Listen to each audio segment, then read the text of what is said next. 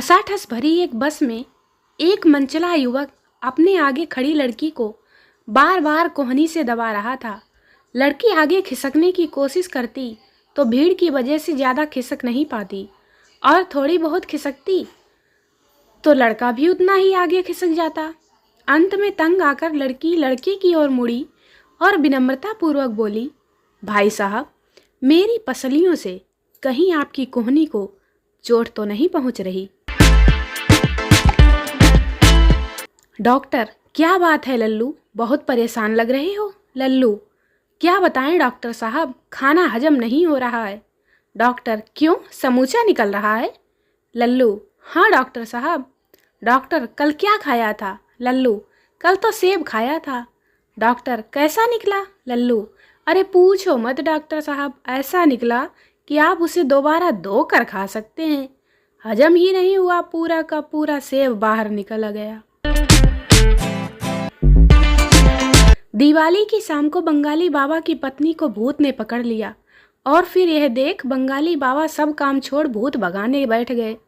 बंगाली बाबा, तुम कौन हो? बंगाली बाबा की पत्नी, आमी मोंजालिका। बंगाली बाबा, क्या चाहिए? बंगाली बाबा की पत्नी, 25,000 टका। बंगाली बाबा, क्यों?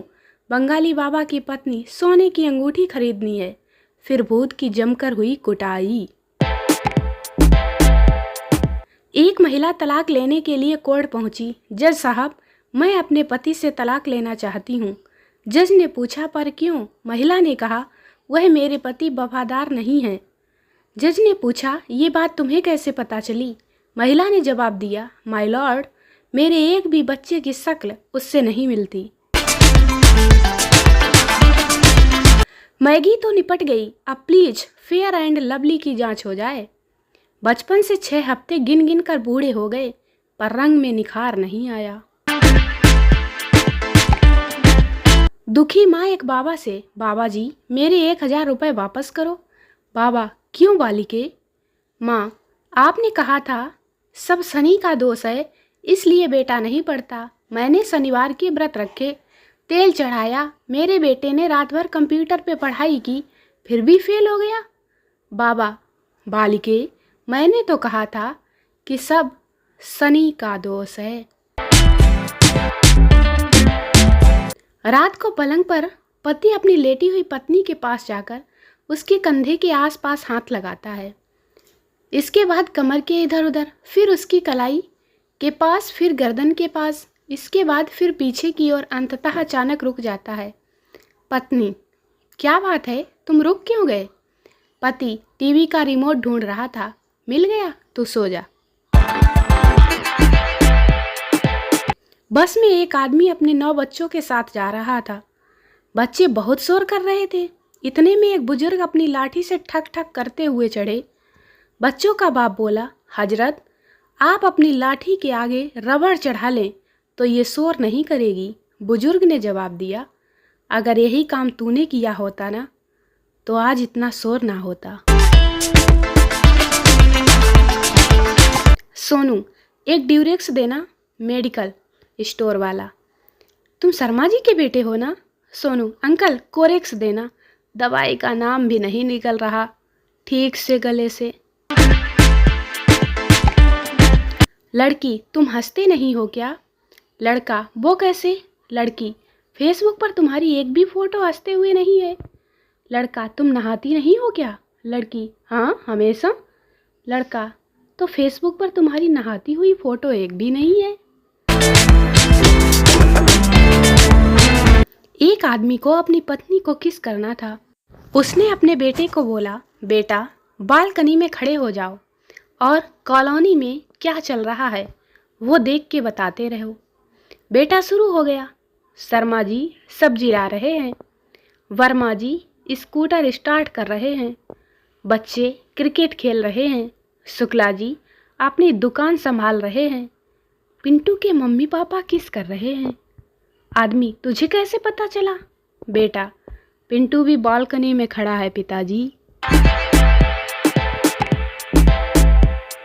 बहुत कम लोगों को पता है कि हमारे देश में डॉक्टर, नर्स और आशा बहुओं के अलावा भारत की सड़कें भी गर्भवती महिलाओं की स्वस्थ और सुरक्षित डिलीवरी करवाती हैं। एक वकील ने अपना ऑफिस खोला। दूसरे ही दिन पहला मुवक्किल आता हुआ दिखाई दिया। जैसे मुवक्किल घुसने लगा, वकील टेलीफोन उठाकर बोला, 2 सेकेंड ठहरो, और बोला, देखो राय बहादुर, तुम नाकू जी से कहो कि वह केस जीत गए हैं। फिर आए हुए व्यक्ति की ओर देखकर बोला, जी जनाब, फरमाइए, मैं आपकी क्या सेवा कर सकता हूँ। वह हिचकिचाते हुए बोला, मेरी सेवा नहीं, मैं तो खाली आपका टेलीफोन की सेवा मतलब टेलीफोन ठीक करने आया हूँ। 2 वकील अदालत में बहस के दौरान व्यक्तिगत कटाक्षों पर उतर आए। एक ने कहा, तुमसे बड़ा गधा मैंने आज तक नहीं देखा। दूसरे ने पलटकर कहा, मैंने भी आज तक तुमसे बड़ा गधा नहीं देखा।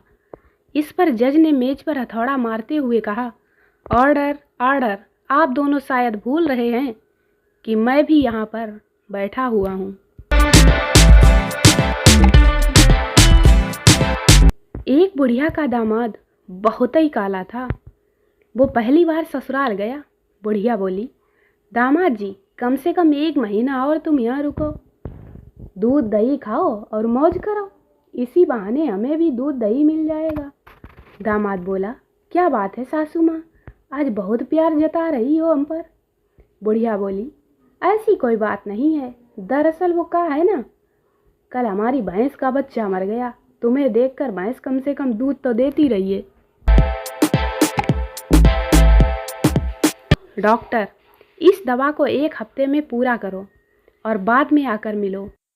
मरीज, ठीक है डॉक्टर, 1 हफ्ते के बाद। डॉक्टर, दवा ख़त्म हुई क्या? मरीज, नहीं डॉक्टर। डॉक्टर, क्यों नहीं? मरीज, उसमें लिखा था कि बोतल को हमेशा बंद रखो।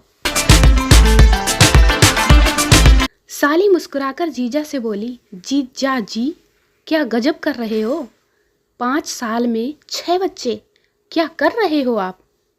जीजा जी बोले, अरे मैं खुद परेशान हूँ, लेकिन आप ही लोगों ने तो बोला था कि बेटा, मेरी बेटी को कभी खाली पेट मत रखना, देख लो 1 भी महीना खाली पेट नहीं है। नेताओं से भरी एक बस जा रही थी। अचानक बस सड़क से नीचे उतरकर खेत में एक पेड़ से जा टकराई।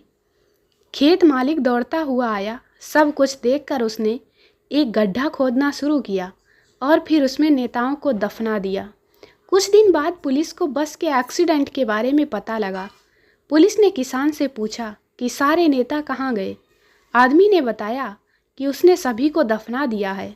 पुलिस ने पूछा, सब मर गए थे क्या?